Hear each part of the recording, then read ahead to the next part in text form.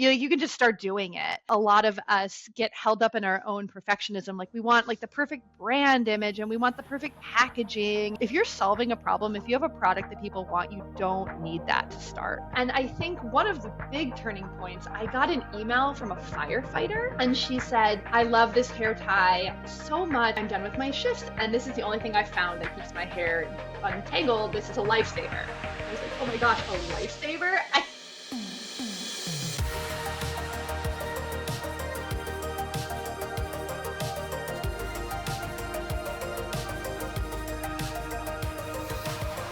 Today's guest has a story that you need to hear because it's just incredible. Sarah Fox started Riptie Hair with only $2,000, bootstrapped her way to over $2 million in revenue. And the weekend that she was laying off her employees, she applied to Shark Tank. So this is like the ultimate, we all know the roller coaster that everyone goes through. But today we're going to show you a roller coaster path that does not involve dealing with outside investors, because that's what she's been able to do. She's got a great story about bootstrapping, and we're going to hear how she did it, how she's doing today, the results of, her sales boost on Shark Tank and what she did to prepare for it. So we've got a great episode. Sarah, so nice to meet you and connect with you. How you doing today? I'm great. Thank you so much for having me. Yeah, this is so fun. Not only, I think we connected like a few months ago or before you were going on Shark Tank. And it's such a unique experience. It's like so fun to chat with people who've been there and done that. So you're based in Southern California also, right? Yes. I'm in San Diego. In San Diego. Oh, yeah. Where in San Diego are you? Ocean Beach. Oh, Ocean Beach. Very cool. Oh, that's great. Love it. Yeah, I love being right by the water. I'm a surfer, scuba diver. Oh, it's a great place to be. God. Amazing. Yeah, I want to get into your story of how you developed this product, because I think it's one of those where you just solved your own problem and look at where you are now, selling over 500,000 units. That's a lot of units of anything, right? That's a lot. You've gone through a lot of sales, a lot of customer service issues, a lot of production things, all that is just a lot of experience. You're a wealth of knowledge in what you've done.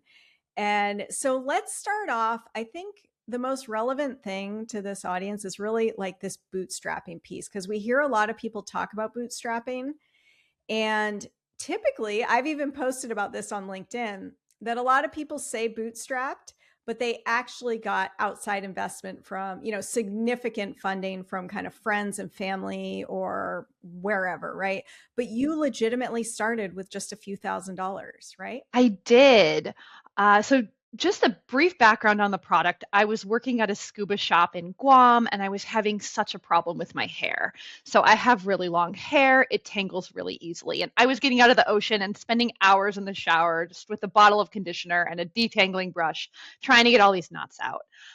So I started playing around with elastics and I came up with the prototype of what is the Riptie.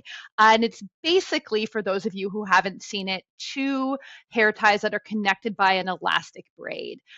You make a ponytail, a braided section wraps around your ponytail. This keeps your hair streamlined, secure, all in one direction, so there's no tangling when you get out of the ocean. I was going back to school in 2021. I went back to SDSU to get my master's. So I had to quit my job.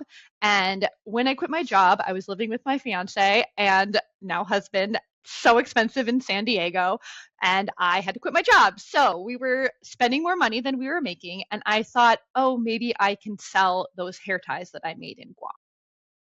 Amazing. I had been working in a sales job. I had my last commission check. It was about $2,000. And I decided to invest it in a company to start selling hair ties.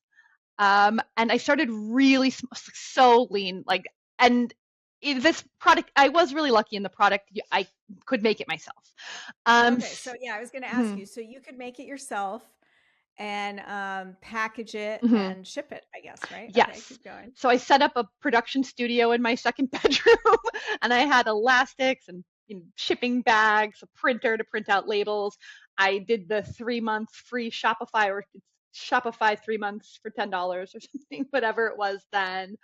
And I just started by posting in Facebook groups that I was already a part of, groups like Girls Who Scuba or Women Who Surf. And at least once a week, somebody says, "What do I do with my hair?" So I would be there in the comments saying, "Oh, I make a hair tie that stops your hair from tangling."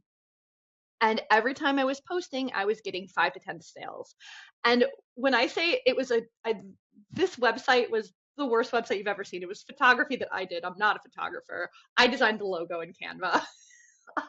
So, and I was getting 5 to 10 sales every time I posted, so about once a week. And then eventually it just started to snowball into more sales than I could handle. And I was still going to school full time at the time. What were you studying? Social work, actually. Oh, okay. And I was so lucky to be on SDSU's campus, which has an incubator on campus. So Yeah. I got an They email have a that said, great incubator an program. amazing incubator program. Yeah. It said, "Do you have a business?" I said, "Oh, I do." So I joined the incubator program, which was extremely helpful. I had a little bit of background in sales and marketing. I'd worked for an electronic company that did a lot of sourcing out of Asia. So I had just the most basic knowledge on how to source. And I found a manufacturer and I put in my first order for 200 pieces.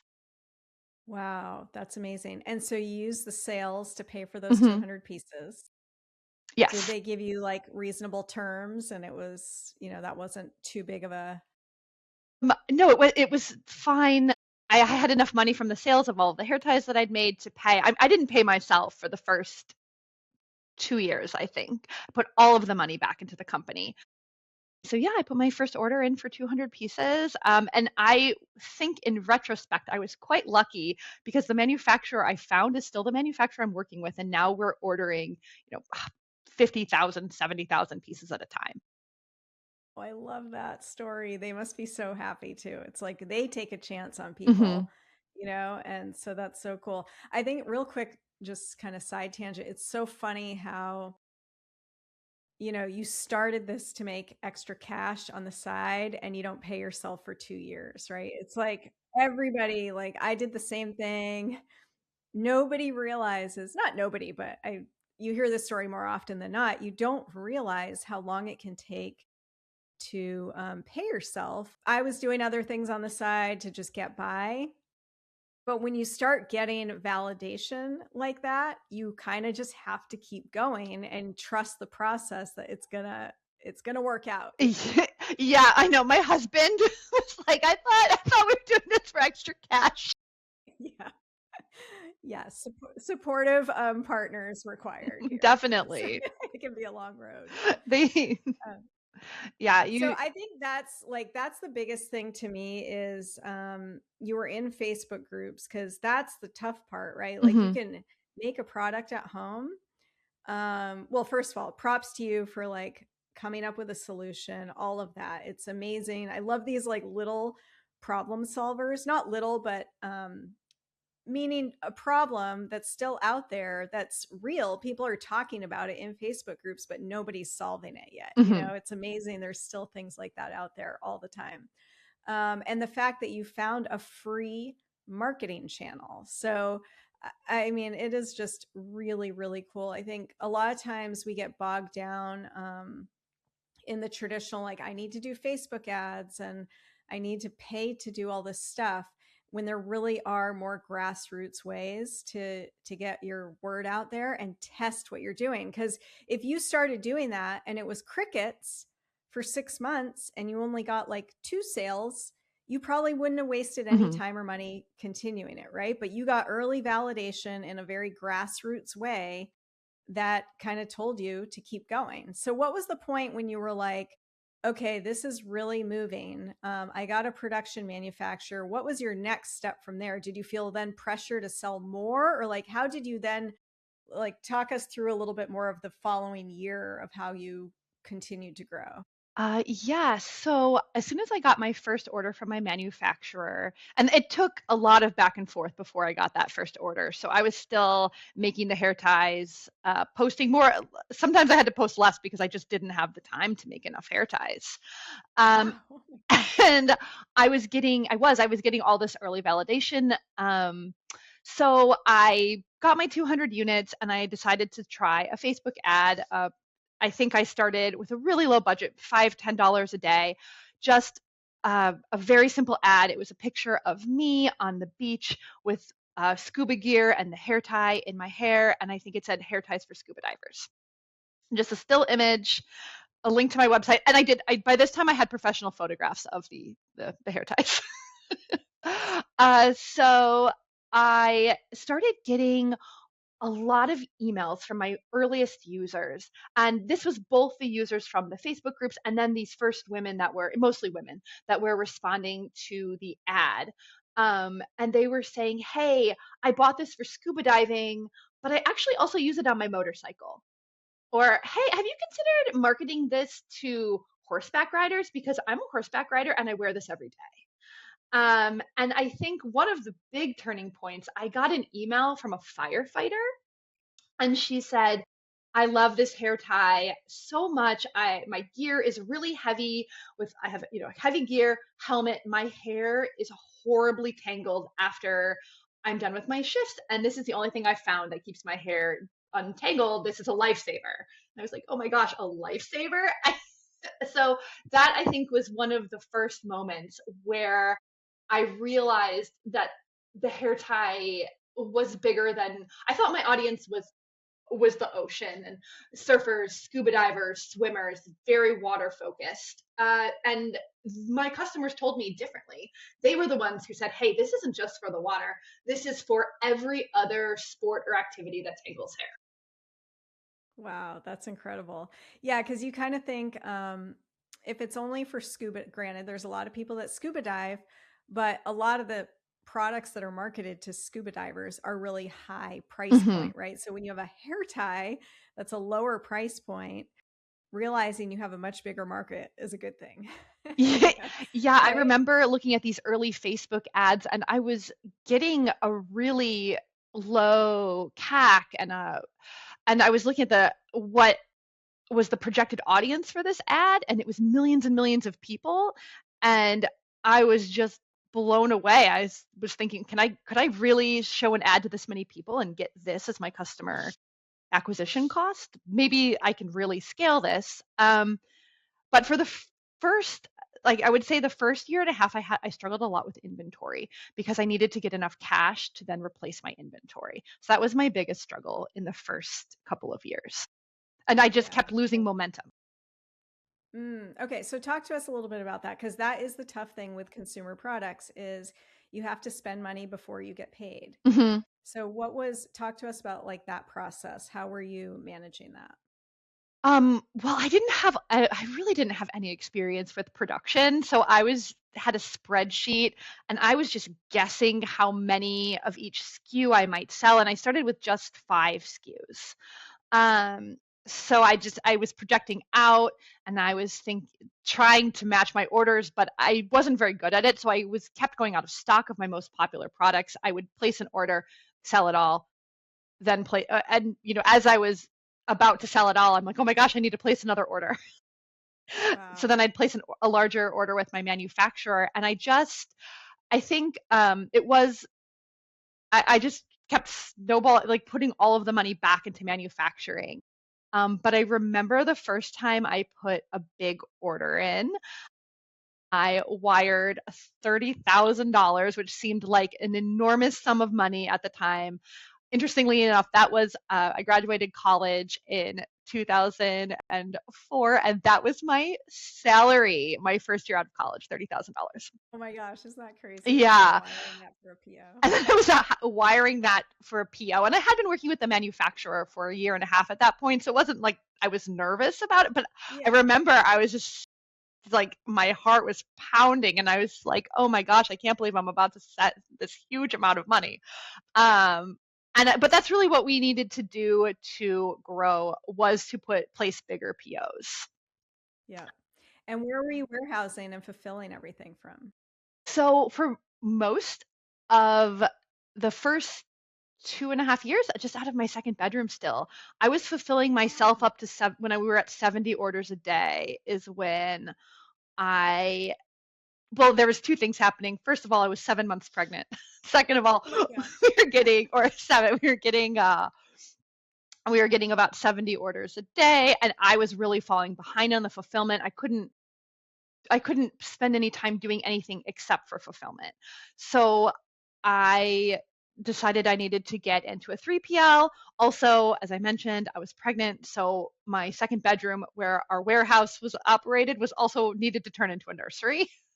Wow. But literally 2 weeks before my son was born, I moved all of my inventory to a 3PL. That's crazy.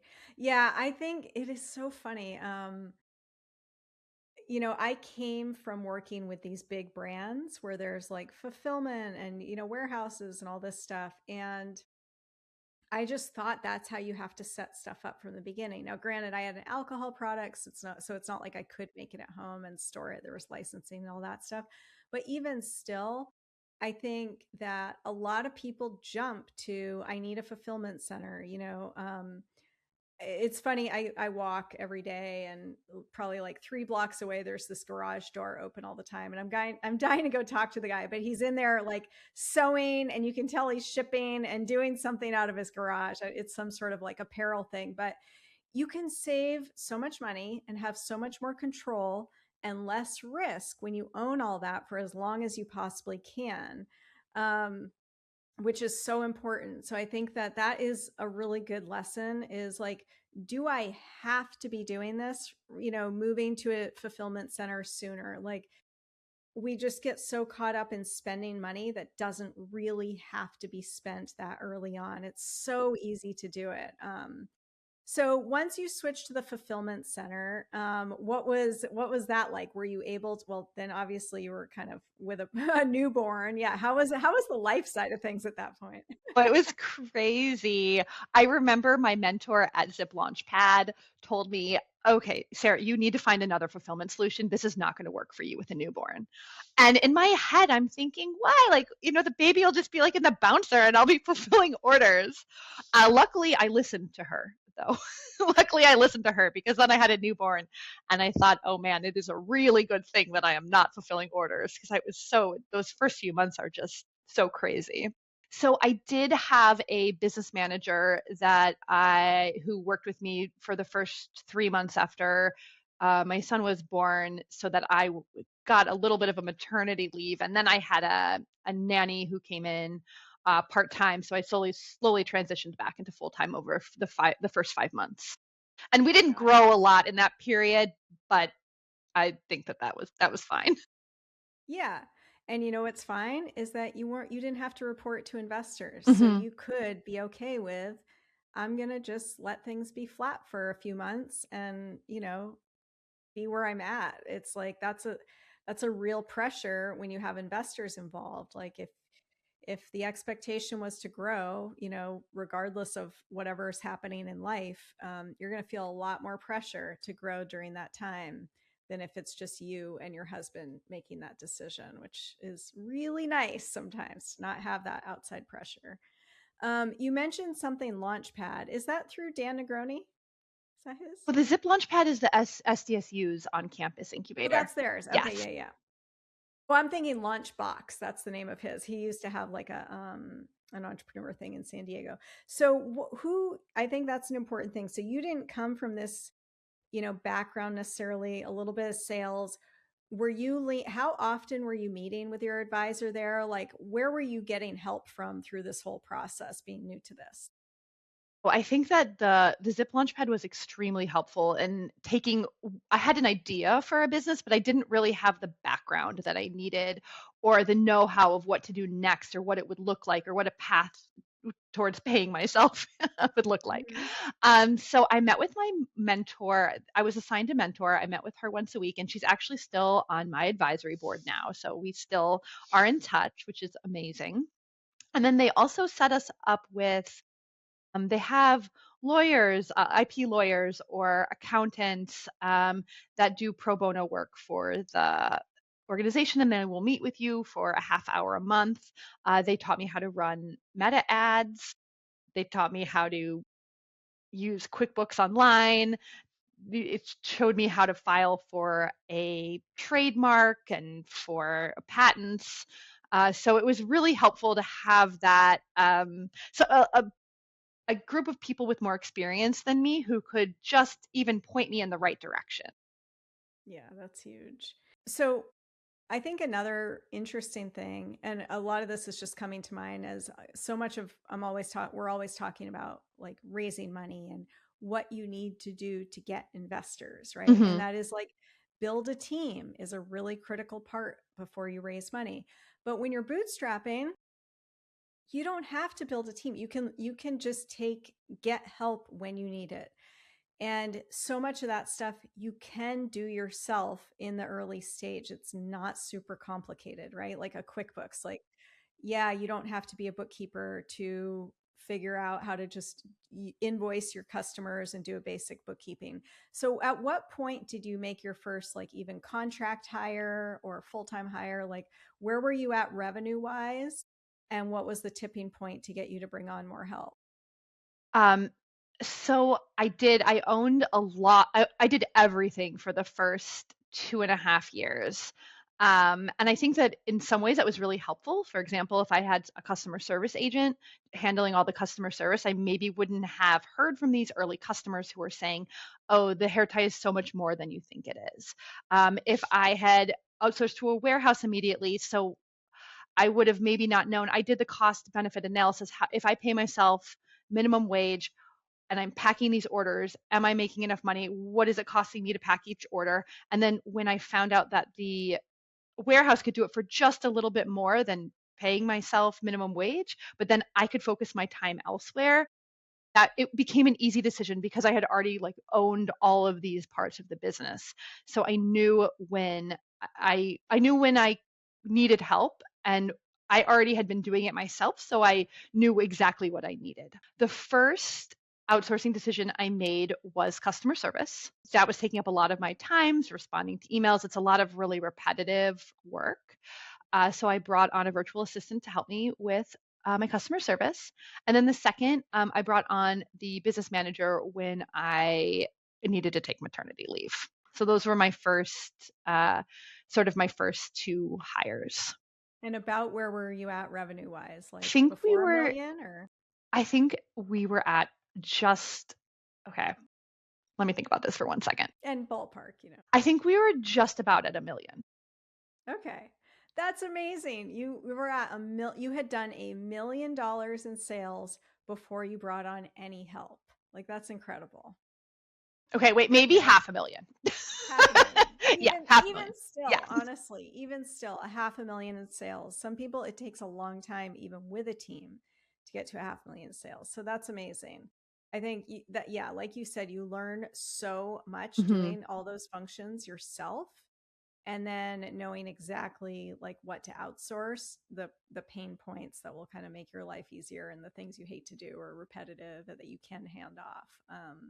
That's yeah, that's such good valuable information to have. So let's go from there to, because I think the real roller coaster kicks in when you hear like the headlines of what we hear on the LinkedIn or whatever are I'm at 2 million or I've done 2 million in sales, but what people don't see behind the scenes is those late nights of saying they're going, oh my god, am I going to have to lay anyone off or people off? And you don't, and again, this happens to companies that are at 50 million in sales, right? 100. You What are the things, but this is what people don't talk about. So what was it that caused you to be sitting there going, you're growing, you're doing all the right things, you've stayed lean, yet you're still looking at possibly having to lay people off and not sure if you can keep going? What was the kind of precipice of that? Yeah, so I think a couple of things. Uh, the hair tie can be quite seasonal. So we have our busy season starts in March. peaks in July, starts to really fall off in August, September, October, and then we see another bump in November and December for sales, and then it falls again for January and February. So we were about 3 years in, and I didn't quite see that seasonality because there had been other factors. For example, as I mentioned, I had my son at the end of July, and then things went flat. But I didn't realize, I thought it was because I wasn't there, not because of the Mm. seasonality of the product. Oh, interesting. Yeah. So we were going in 2024, we were going in July. Sales were looking great. Everything was great. Our ROAS was good. Our CAC was good. All the numbers were good. We're looking super profitable. And I brought on a bunch of people to help me. I brought on people to handle my social media, to handle my affiliate. I hired the business manager who had covered my maternity leave full time. And thought that that it was going to always look this good. And then things fell off a cliff in the fall. And I didn't realize yet that it was the seasonality of the product and not, or it's the same cycle every year. Now that we're 5 years in, it's a much clearer cycle every year. So I had a huge amount of contractors and payroll. It was my two largest expenses. And I had to make an inventory order, and our sales were down. I think it was January of 2025, which I mentioned is our low season. I needed to make an inventory order for summer. I mentioned I went to the open casting call in Vegas for Shark Tank. It was in January of 2025. I was there. I was looking at my bank account, and I realized that I couldn't make payroll on Wednesday. I needed to place the inventory order or we would have no inventory for the summer. I had spent too much on advertising for the last 4 months trying to get the numbers back to where they had been over the summer, not realizing that that wasn't going to happen. And I just had to lay off my employee, had to cut most of my contractors. I think the only contractor I kept was my customer service agent, and then I had to take everything back, which was extremely stressful. Mm-hmm. And then I think I just got a little bit smarter in 2025 about what partners I really needed, who was producing revenue to cover their salaries or Mm. their contracts. Yeah. What would you have done differently, do you think? Could there Well, I would have gone slower on the contractors. just hiring slower? Hmm. Yeah. Yeah, I think it's interesting with man, it can be really challenging anyway just to track cash flow in Hmm. business, period. And especially in consumer products when you do have, payments for inventory going out ahead of time, before you get paid, and assuming you're going to have sales coming in, and all that stuff. Have you done any kind of loans, any kind of credit cards to support, like what were you using for financial tools, or, cash sources to get, even not through just that period, but to bridge some of your POs, or were you just kind of keeping reserves for that? Like, how were you managing that cash flow piece? Yes. So up until the fall of 2025, we were still bootstrapped from just the original, like I hadn't taken any loans. And then I took a Shopify loan in October of 2020.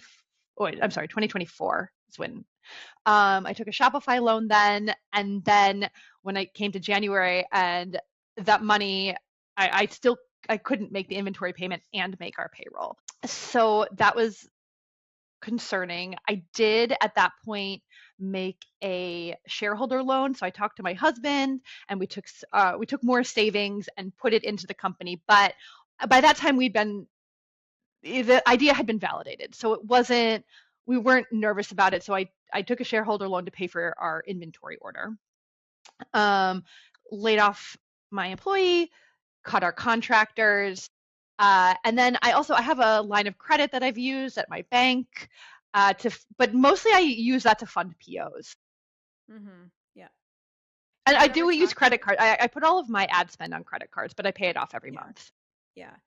Did you ever talk to your manufacturer about, them kind of financing inventory ahead of? Yes. So we have renegotiated our contract with our manufacturer multiple times, and we still make a deposit for the raw materials at the beginning of our order, and then pay more towards the end of our order so that we can recoup some of our costs. Yeah, that's good. And so all this time, obviously, it's a roller coaster, kind of no matter what, usually. But had you thought about raising money, or was it just like? Because I can imagine when you're doing all that stuff, you're so busy. Like the thought of raising money can sometimes just be like, I don't have time to even figure that out. What were you thinking around that? Around investors? Did your mentor recommend raising outside money? What was your thought on outside money at that point? I just feel like I don't have the experience to really know where to start with raising outside money, and I hadn't really wanted to. Um, I think being a mother of a young child, I wanted to keep as much control of the company as I could, especially while he was still really young, because once you take on investors, you have to answer to somebody else. And part of what has been so amazing about my company is that I don't have to answer to anybody else right now. So if my son gets sick at daycare, I can just take the day off and go pick him up, which I really like. But he's starting to get a little bit older now, so I'm not. Uh, I'm not. I've definitely thought about it. Yeah, yeah, not opposed to it. Hmm. Um, yeah, there is something just very freeing about not having investors, having done it both ways. Yeah, it's a real thing. You're really reporting to investors. And it, in some ways, I think if you have really strategic investors who can help you with some of those decisions, but you can get, to your point, mentors who can help you through that stuff, right? And so investors are not the only way. And a lot of times, an investor, if they're giving you advice, having been in that place, they're giving you advice based on their goal with their investment, right? Not based on what's best for you as the founder and your life and all of that stuff. So I think there's a time and a place that makes sense, but giving up too much control too early, it can definitely add a lot of unnecessary pressure. So at this point, okay, so you made it through that, which is amazing. Basically, by pulling back, getting super lean. If you were to do it over again, you would have just stayed lean longer. Yes. Um, I felt like I you, clawed my way for the next 3 or 4 months back to our busy season. oh my gosh, and isn't that such a mental game when you're just like, oh, did you think about quitting at that point? Like, where were you at mentally? Were you just like, oh my gosh, I have to keep going, or maybe this is it? Do you recall? I think I because a lot of people are in that situation. Right. So I knew that our busy season was coming, and I thought, okay, if I can turn this around by July, stay lean, get back to where I have cash in the bank, I am going to hold on. And also, I had just done the open casting call for Shark Tank. So I had Yeah. that pending as well. And I had pitched the producer there, and I just felt really, really good about the pitch that I'd done at the casting call. Yeah. And so how long, well, real quick. So what made you decide to go do that? Were you just like a fan of the show, or what drove you to, cuz going to Vegas to do it is, Mm. I just basically sent in an application, but to get on a plane and go for the casting call is like a commitment. Yeah, so my mom lives in Vegas, Okay. which made it a little It easier. helps. Yeah. And a friend of mine who also runs, she's also from the Zip Launchpad, so she's out of SCSU's incubator. She has a sock brand called Sheza Socks, and she had sent me a post about Cakes, who had been one of the other Shark Tank brands. They make nipple covers Oh, for shirts, uh-huh. and she sent me the follow-up post where it showed that they had gone from about where I was at that time, about 2.5 million in revenue, to 50 million in revenue in 2 or 3 years. And I saw them as a really comparable brand to us, a product solving a problem for women. And she said, look at this. This could be you. You have to go to this open casting call.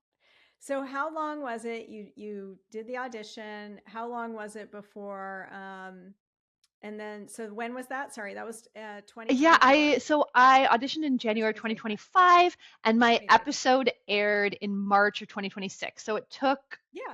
Okay. just over, I think, a year and 2 months from when I auditioned to when the episode aired. Yeah, that's quite a while. And you don't know for sure it's going to air, Hmm. which is one of the crazy parts about Shark Tank. So after that and your July, did you get the boost from the seasonality that you were Yes, looking for, that whether or not Shark Tank? Okay. So yes, you got that. That's yes. amazing. So we ended 2025 in a much better place than we ended 2024. Still, we're really lean. I haven't hired back all of the contractors. Think I own a little bit more than I would like to. And yeah, I just spent all of my time like thinking, okay, what is the most important thing to be making sales today, and then what's going to do tomorrow and 3 months from now. And that's how I just prioritized everything that I was doing for the company. And every contractor that I brought on, I really looked at, I think initially it just felt like these sales were coming and coming and coming, and I was like, yeah, bring on more contractors. Now I like look really at where do I see potential growth in an area that I don't have the time or the capacity to handle. Like, what am I Yeah. ignoring? What is not getting done? Are the things that not getting done, like, are they revenue producing? Because if they are, I should get somebody there. Yeah. It's crazy. Like I posted something maybe a week ago that was like, if you got, 5 million in your bank, what would you do? Where would that take you, kind of thing? What I don't think a lot of times we realize is that, more money does not equal more success, because it can cause us to get really distracted going in a lot of different Mm-hmm. directions, which is what happened to me. And when you are lean, you have to stay focused on the things that are just going to produce revenue. You absolutely have to. You do not have enough people, time, money to waste doing things that aren't moving the needle. It's crazy. So it's like there really is value to being constrained. It's a very real thing. It's a fine line, right? Obviously, if you're not getting sales because you could, like, let's say you have some ad campaign that's amazing, yes, it can pay off to invest money and more into that to get more sales. But in terms of, like, as the founder, where we spend our time, it's a really good formula for staying focused when you have to be lean, because Mm-hmm. it's very easy to go off in too many directions once you have a bunch of money in the bank. And I think that's what I did when I was bringing on I was like, oh yeah, like this, but not all of them were worth it. And so if you Yeah. have $5 million in the bank, it's like, oh yeah, well, let's just try everything. But if you don't, you really have to double down on what's working. Yeah. And so you didn't give up any stock options or anything at that point, right? You were like 100% owner. Yes. Yep. That's amazing. Yep. Love it. Very cool. Okay. So, one thing I want to touch on before we get into Shark Tank, you posted about this. So, follow Sarah on LinkedIn. She posts amazing content for consumer products. We'll put that in the link in the show notes. But you talked about pricing. And I think this is a really important topic, especially when you are growing like you've grown. Pricing is really important because every dollar of profit is critical. Mm-hmm. But you also need to be in that sweet spot of getting the sales. So talk a little bit about that post or the content, or whatever aspect of it you want, in some of the changes you made to your pricing, why, and what the results were. Sure. So when I had first brought the hair tie to market, I priced it on vibes. I was like, this is what I would pay for Yeah. it. And it worked. People were buying it, and it worked with our customer acquisition cost. It worked with our costs, so the price was fine. But then people started telling me, you should raise the price. You should raise the price. You should position yourself as a luxury object. You Who should. was telling you that? My let's see, my so I mentioned I have advisory board. They mentioned it. The business manager that I had brought on, my husband, just a lot of people were like, you should just raise the price. And what was your price? So it was around $9 for one, I think 25 for three. So then we raised the price to $13 for one, and I think 30 for three. And our sales just immediately plummeted. And then our conversion rate dropped, our CAC went, and we just weren't as profitable anymore. So we're back price selling singles for 9, 3 for 21. And yeah, so that was really surprising to me, how drastically raising the price really drastically changed all of our numbers. So we brought it back down to where it was. Wow. Is there something you would have done differently to test the price before changing everything? Yes, so there are programs that can A/B test prices on Shopify. I would have done that, but I didn't know Got it. about them then.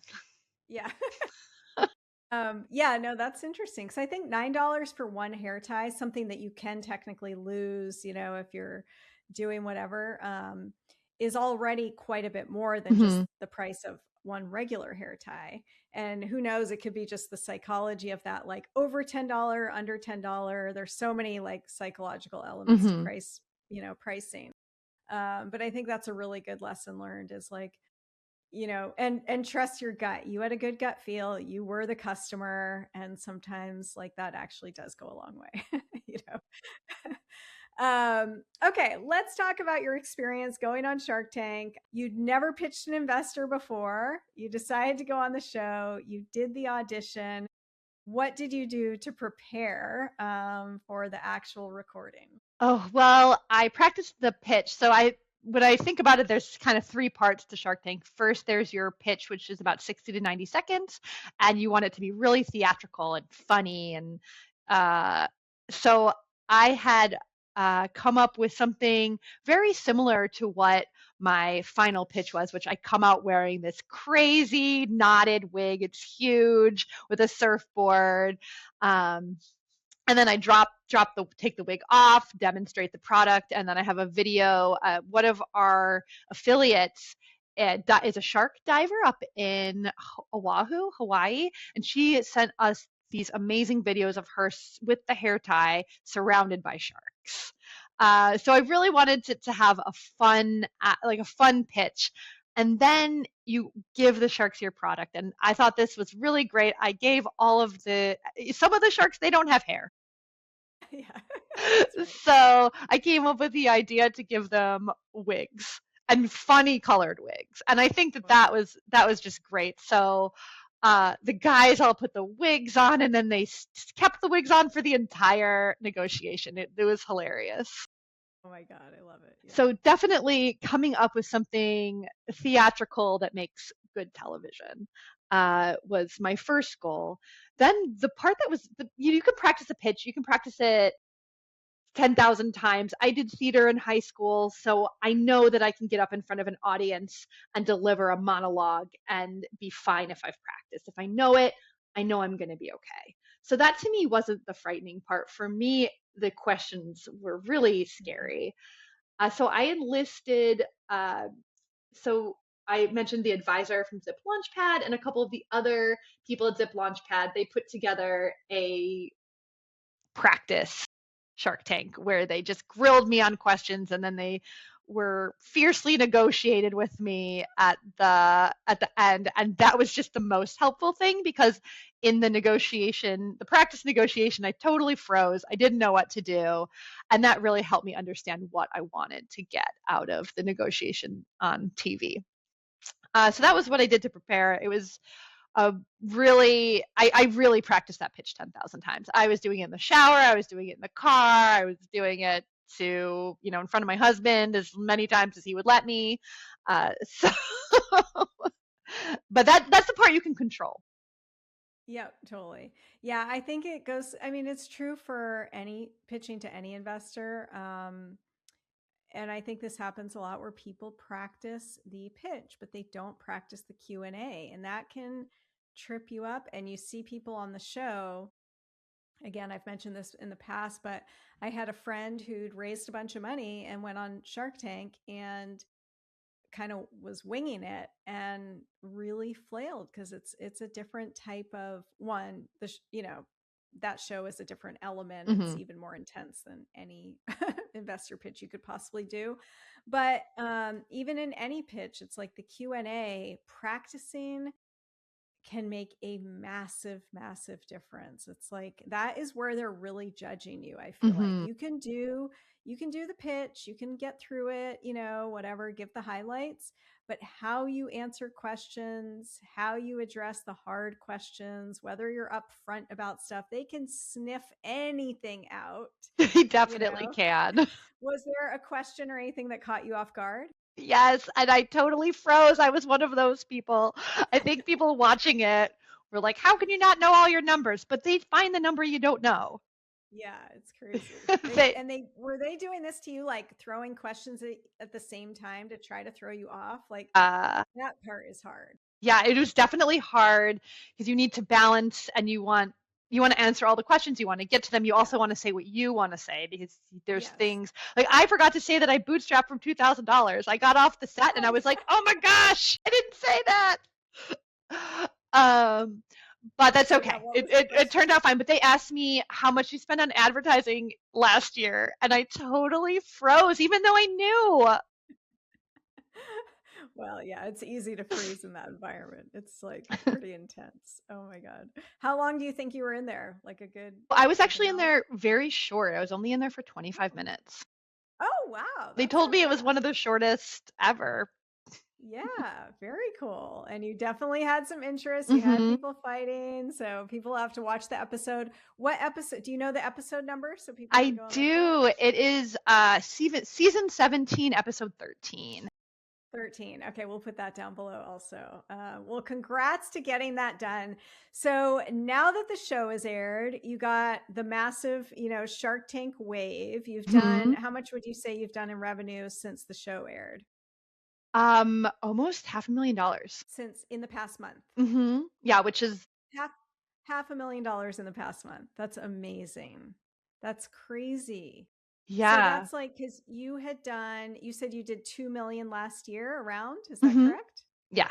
And now you just did a half a million in a month. That's incredible. How have the sales, like any partnership opportunities, what's been like another big benefit that's come out of it from a sales perspective? Well, I think the social proof of just being on Shark Tank is So a interesting. big one. So I Yeah. have a picture of myself on the set, on the website, and if you go to our socials, you can see that I was on Shark Tank. And I think there's just like a certain, like it just gives you like just a little bit more proof, like, oh, this is a real company. This isn't like a scam ad, or people Yeah, really that's like true. people like this is a real company that is has a real person behind it. Um, so I think that's really helpful, and just that is dropping, like making our numbers improve. Wow. I also got a lot of organic interest on Amazon, which helps your listings. So that's been really great, boosting the listings up. It have gotten a lot more interest from retailers that have reached out, and a lot of influencers are interested in working with us too. So we've been getting a lot, and they're not even just approaching us for partnerships, but there's just a lot more people posting about the hair tie on Ooh, social media. So we're getting a lot more posts from real users. wow. That's great. Yeah, the ripple effect. That's Hmm. amazing. Well, I think it's incredible. I mean, you've done, you started a product, you found a problem, you were able to create it, develop it, stay focused on one channel. So are you going into retail at this point? We're only inbound. I've only taken inbound Oh, interest.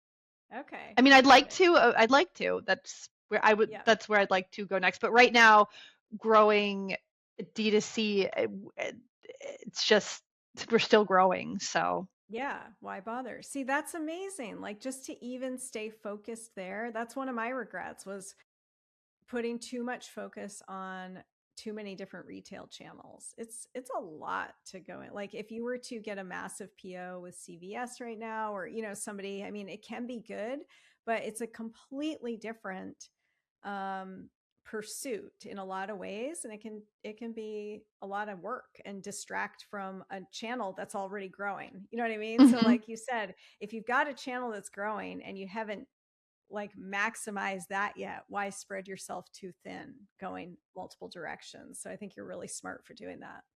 Well, anything else that you want to share? I just think this is such great information for people to hear. You don't necessarily have to raise outside investment. It can be hard either way you go, but to end up not answering to anyone, and you've got a lot more options now in front of you over the next couple of years than you might have if you had raised a bunch of money early on, right? Yeah, I think that the most important thing is that you can just start a company. You can just start doing it.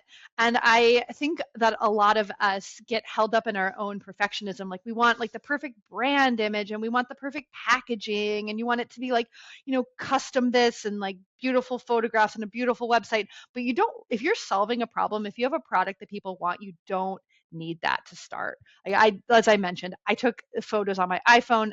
I made all the initial social media videos was just me in my backyard. Um, I made the logo myself. I think we got to 1 million in sales before somebody else did our web. Like I did our website on just a free Shopify template up to $1 million. So you can do that. It's possible. And so if you want everything to be perfect before you launch, you're never going to launch. Yeah. And I think you're going to spend a lot of money. Like if hmm you need the big fancy website, if you need like, perfect social media photos, like if you're trying to do all that costs a lot of money before you've even validated anything. So yeah, I think it's such a good lesson to learn. It's funny. I think I posted on one of your comments or commented on one of your posts the other day that my son is wanting to start a business. And of course, me, I hopped on and I'm like, oh, you could get the domain. And then it's like, $200 for a year to and I'm like, no, we're not spending $200 on your domain. You use the free everything until you generate a few sales. And I'm like, see, this is a good lesson. 9-year-olds have no money to spend, so it's like forcing him to be lean because otherwise sometimes if you have the money to spend, again, it's just too easy to like jump hmm to doing all those things that are paid too early. So very cool. Well, I love connecting with you. I'm so excited to watch the progress and growth from here, and anything we can do to help, let us know. I'm definitely going to put all your websites and everything down in the show notes. Where can people connect with you? Is LinkedIn the best place? LinkedIn's the best place. And if you want to check out the hair tie, riptiehair.com. Awesome. Very cool. Do you still have a Shark Tank special running or Oh, how's I that was working out? actually, I extended it because it was doing so well. Um, so yes, it is running right now. Awesome. Yeah, I love it. Yeah. No, some of that stuff is just crazy. It's so fun to watch the orders come in after that show. It's just like a crazy little wave of orders. It's a fun experience for sure. It's actually really funny. As I was watching the show live, I had my phone out and it was open to my Shopify, and I didn't see this huge bump. And I was like, oh, like that's not what I was expecting. And that's because all the sales went to Amazon. Oh, that's right. Because you mentioned Amazon on the hmm show. But Oh I my was goodness. not, so that was something I was not expecting. And if I had known that was going to happen, I would have put more stock at Amazon because we went out of stock pretty quickly at Amazon. I know. Are you glad you mentioned Amazon, or if you were going on the show, do you think you would have like tried to mention shop, like your direct website more, or did it help you to get all that? I think it probably helped us with our organic sales on Yeah. Amazon, because we don't spend a lot on advertising there. It's our most profitable channel right now. Yeah, that's cool then. That's worth it. Amazing. Well, thank you, Sarah. So fun to connect. Congrats on all the success. It's such a great story. Well, thank you so much for having me. It was great talking to you. Yes. Okay. We'll talk to you later. Okay.